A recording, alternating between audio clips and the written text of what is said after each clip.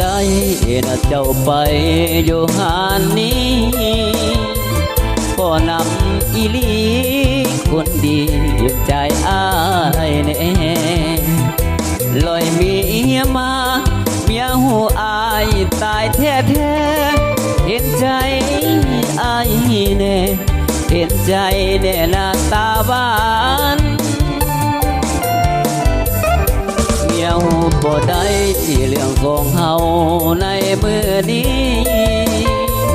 ก็นำคนดีมือนี้ขอนำหลา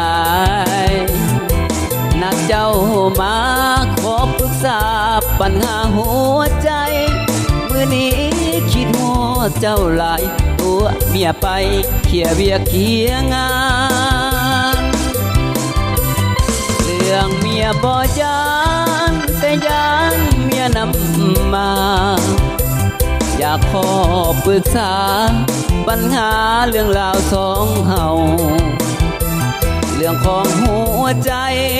ของหนึ่งอายยกให้เจ้าบ่แม่นบอกหักยำเมาแต่อายหักเจ้าอีหลีเงียบอยู่บ่ได้อยู่นัดเจ้าไปอยู่หานนี้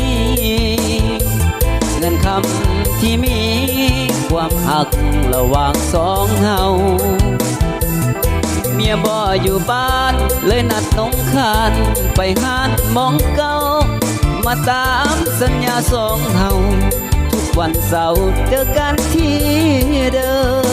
ม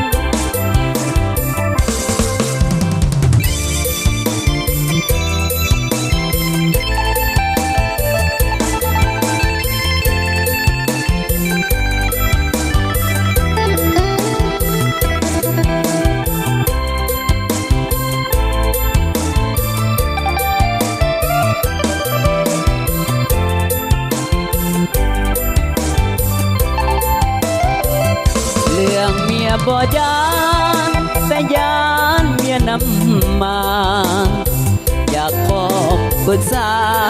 ปัญหาเรื่องหักสองเฮาเรื่องของหัวใจของหนึ่งอายยกให้เจ้าบ่แม่นบอกหักยำเมา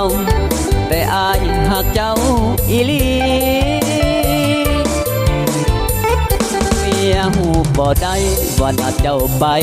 อยู่หานนี้เงินคำที่มี